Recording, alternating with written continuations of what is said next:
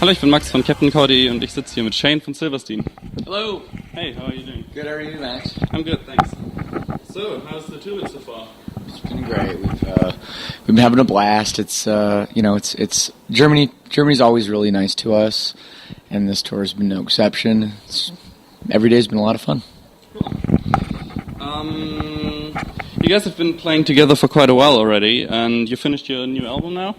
And looking back, do you feel that your way of making an album has changed? Yeah, it has. I mean, we've become a lot more comfortable with the process of understanding the steps that you have to take, everywhere from getting the songs together and writing to pre-production where you kind of fine-tune things to the actual recording, mixing, mastering, all that stuff. We've just become, our expertise has grown. So, every record, essentially you're doing the same thing. You're putting music down, into songs on a way you listen to it. But it's making noise over there. So it ends up being the same format. You have music, that's going to be on a recorded medium, and it's to listen to. So, but it is interesting how, as you grow and you make more albums, how more comfortable you get with the process. Okay. Now for this tour you chose to play Discovering the Waterfront again, which actually is the album I got to know you with. And why did you choose to take this album for an anniversary tour and not, your first album 2 years ago, or Concerning Times Now, your new album? Yeah, well, 2 years ago we knew we wanted to celebrate the first album somehow, but we didn't think a tour was the right move. We thought it was going to kind of get in the way of launching This Is How the Wind Shifts. And, what we ended up doing is we re-recorded Smashed Into Pieces and gave that away to our fans as a free, as a thank you for free. And, then after we did that, that kind of got us thinking about in 2 years' time when it would be the Discovering the Waterfront 10-year anniversary. And, that's kind of when this all sort of came about, the idea. And, it was quite a lot of planning, and we weren't sure if we were going to do Europe originally. We weren't sure how big it was going to be, and then as we got more and more into it, we got very excited, and we decided we'd try to play as many places in the world as we can. Yeah, cool. Your last record was a lot about leaving places and arriving somewhere else. And how does it feel to come home after a long tour? And are there any places you especially look forward to visit? Yeah, it always feels good. It's weird for me whether we've been out for, this tour's been short. It's only 10 shows, and I'm already kind of getting home's going to be nice. But it doesn't matter whether it's 10 shows or whether it's 50 shows. It's still there's still this nice feeling of getting back home and, being able to say, okay, we've accomplished this tour or whatever we were doing. And so, so it's a good feeling. And I have little places at home, little restaurants and bars I like. And, in the city of Toronto where I'm from, there's a lot of little, places that are kind of my staples that I'm always going to. So yeah. I like that. Yeah, I guess everyone has that in their hometown, their favorite places and stuff. Exactly, yeah. Yeah, cool.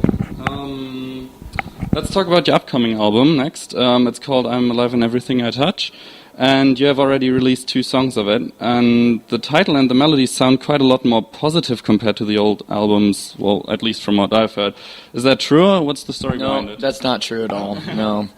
The album is actually, I would say, is a pretty sad album. Okay.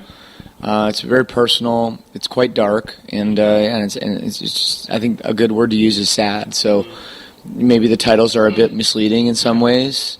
I don't know. I'd have to think about all the titles and how I don't have it in front of me to look at them and think of it from that perspective. But you say the last album about the arrivals and departures, I guess you're referencing, and this album actually has some more of that on it. There's a lot to do about other cities and traveling and taking a journey, both physically and emotionally, and the record's very personal for me. So, but it came out great, so we're really happy. Can't wait for everyone to hear it in about a month. Yeah, I'm looking forward to it.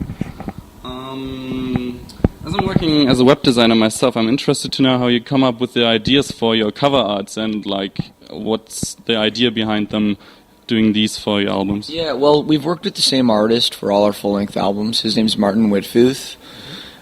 He's when he did the first album, he was just an art student, buddy of Josh's, and he's really come into his own. And over the last whatever it's been, 12 years, he's become a pretty famous artist in his own right. So it's cool that we still continue to work with each other. And he's he did the new album artwork, and I'm sure he'll continue in the future to do our artwork. And we have a very cool rapport. Like we just we have the songs, and I have some concept ideas and imagery, and I kind of just send it to him. Send him just this big long list of like ramblings, and he almost every time we've done, this is the 7th album, almost every time he just nails it. He just like picks up on some imagery or something that is like so perfect for it without being like too obvious, so it's been a really good relationship with him. Yeah, it's awesome to sort of have someone and work with him together, and then he sort of knows how, like, the way you like it and everything. Yeah, exactly. For 2 of the songs on Discovering Your Waterfront, you also did an acoustic version, and also on your last record there was some acoustic parts. Did you ever feel like making a full acoustic album, or is that... I don't know. We're not really an acoustic band. The acoustic stuff that we've done, a lot of it has tended to be like an afterthought. It's kind of just been like little extra B-sides for like promotional use almost. So for that reason, I don't know if we would really ever want to do that. We've done a few acoustic songs, but a whole acoustic album I just don't think would be us. Too different to your original style, sort of. Yeah, it's not that we don't want to be out of our comfort zone, but it really just isn't our band. And I think that a lot of people like the acoustic stuff, but it's generally like the record's already finished. I go in one day and I just play an acoustic version in like an hour, and that's it. So it's always like an afterthought. It is never, other than a few songs like Replace You in the end, and there's a new one called Toronto that's acoustic. Other than those, which we, maybe there's like less than one on every record. Other than those songs, they're always just an afterthought, and so it's not really what we're trying to do. The same way we'd never do like an all-screaming record. Oh, yeah. It's the same thing, it's just the opposite. It needs to be balanced, sort of, and the right mood, you need the right... And that's kind of where we come from. Oh, yeah. Going on tour like this surely means a lot of preparation for you, and was it easy for you to play these old songs again, or did you sort of have like a little that you needed to get into them again? Yeah, we had some practices where we all got together and we hadn't played some of them in years. Yeah. It was a little bit easier because we have played them all in the past at various times, so none of them were like completely like unvisited. But yeah, it was cool, and it was actually really fun. We got in there and we played these songs and relearned them, and I remember Josh and Paul Mark, they were talking about guitar parts that they like never even really knew were there, and they went back and listened to it. And I was like, oh yeah, I remember recording that in the studio, and then live I never played it, and it was cool kind of to adapt it. And vocally for me it was interesting too, because some of the lyrics I just completely forgot, and I had to like get my phone out and look at like a lyric website, and then I realized some of the lyrics are wrong, and so it was just kind of fun and a fun thing for us, and we got started. But yeah, we did a lot of practicing, a lot of getting ready, and we prepared a really great show. So.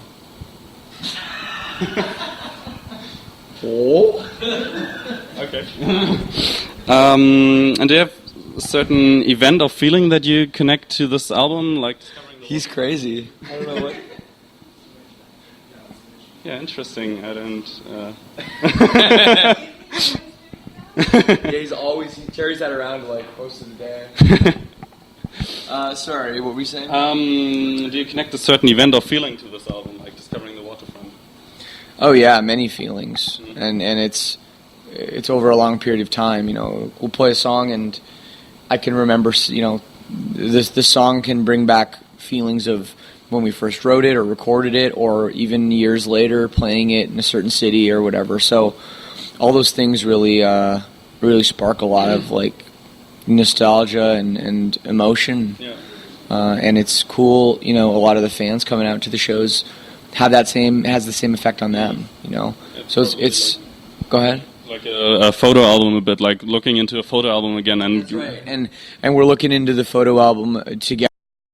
We're there and they're there, and we're both kind of looking at it together. So it's a special thing, and I feel like people coming out are really having a great experience, and so are we. Yeah, that's awesome. Speaking of being on tour again, what's your favorite tour story to tell? Like, do you have a certain... Oh, there's too many. I mean, this guy's always doing crazy stuff with candles and his shirt off.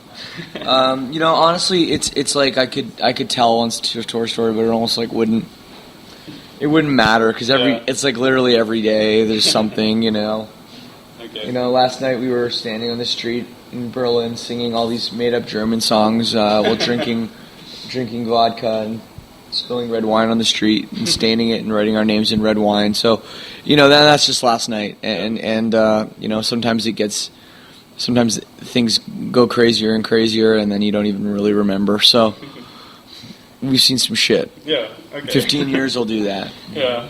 I can imagine.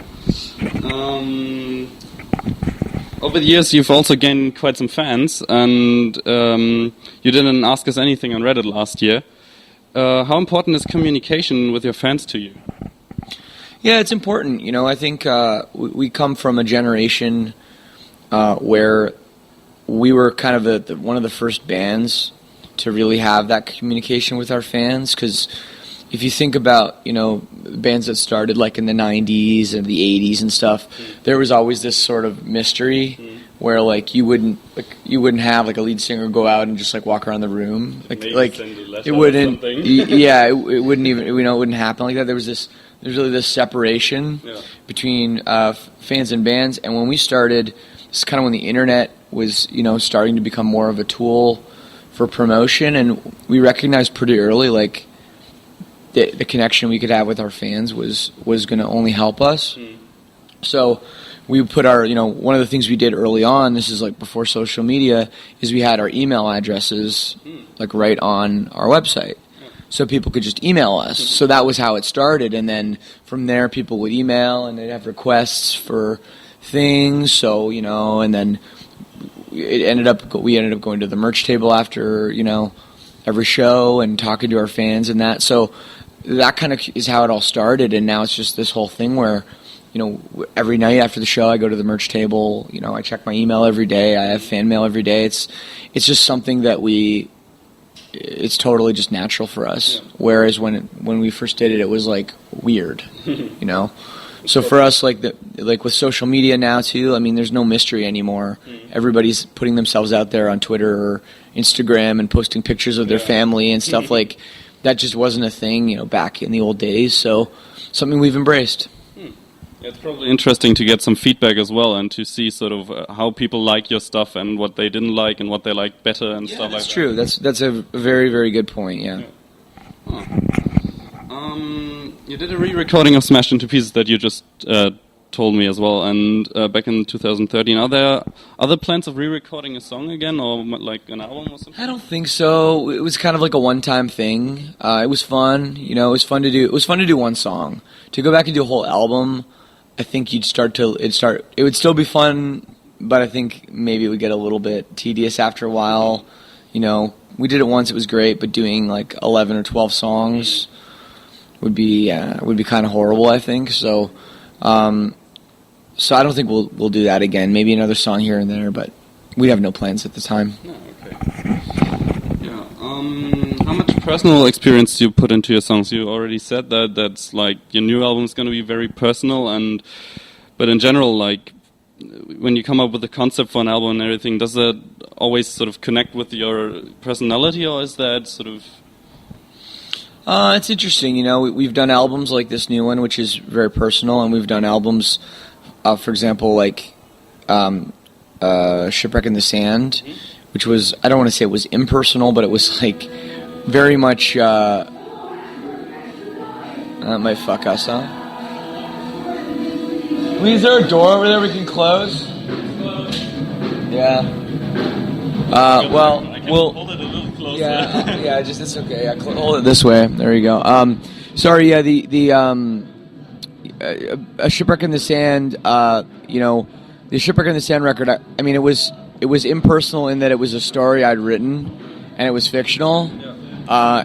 But like any author that writes, whether it's a book or a movie or whatever, there's always pieces of the author in it, right? There's always something that the author related to in their own life to write. So there's differences. So some albums like Shipwreck in the Sand was there's pieces of me, but not obviously.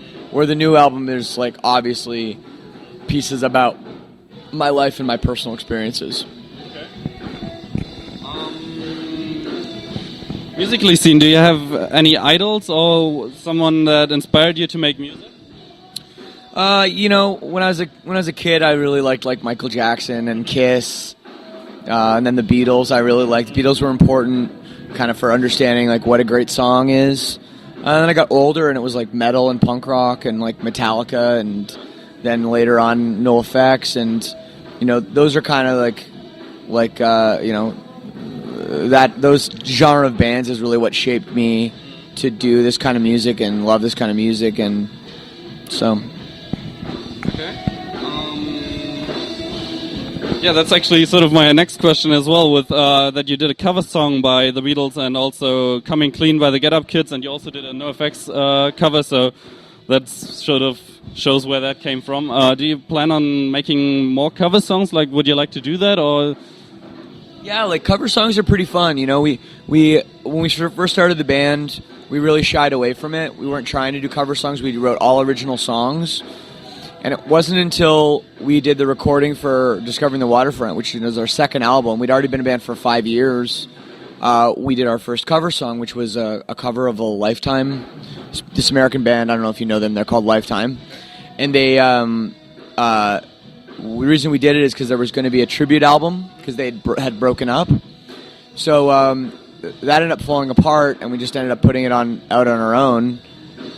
But since we had so much fun doing that, that kind of got us, more in the mind frame that it's okay to do covers. So then we did, Apologize, and then, all the ones you mentioned and everything. And, it's still fun. So don't be surprised if we do another one pretty soon.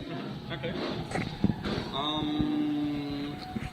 With this tour, you go back into the band history roots almost. Coming back to these, what did your friends and family say when it turned out that Silverstein was going to be more than a hobby? And yeah. Yeah, well, my parents were always really supportive of me growing up with music. They had me. My dad was a guitar player, so they sent me for music lessons. And my dad always, I was every birthday, Christmas present, anything I could ever get was something gear or music or something, right? So, it started out with guitars and amps and PA systems and microphones, and then it turned into like things like vans and trailers and, getting the music on the road and all that sort of stuff. So I think my dad knew when he helped me buy my first van that was like, it was gonna become more serious. But then when I told them I had to drop out of school, that was when they, But at the same time, they were concerned, but they were supportive. So for me, and I could speak for I think all the other guys too, that our parents have always been understanding and very loving with our choice of being professional musicians. I can imagine that's actually quite important, especially in the beginning, that you have someone in your back that actually supports you and believes in you. Yeah, it can be hard. I mean, my parents weren't thrilled about me leaving school by any means, but I told them, look, this is a good opportunity to be on this record company and Victory Records and everything, and I said to them, if I want to go back, and I still want to go back and finish my degree, whatever, however long it's been, 12 years or something, but I've always said, that you got to do this while you can, and that's even what I tell kids, you got to take a shot. School will always be there. Yeah, For my final question, I'd like to ask you something on behalf of aspiring musicians, which you already sort of told now. Do you have any tips for them, like to realize their dreams of becoming professional, or to, yeah? I think the tip, you know, I would give someone these days is a lot different from the tip I would give somebody, you know, 10 years ago, because things change so much. But I think the most important thing now is really just to focus on your music. There's so many distractions. Bands are worried about their Instagram followers, and they're worried about like what their promo shots look like, and posting a certain amount of videos to keep the fans, like all this shit. And really, it just comes down to writing great songs. And if you write great songs and you're honest about the music and what you're saying, then you'll have success. It's the most important thing. Cool. Well, thanks, and have a good time on stage and enjoy your tour.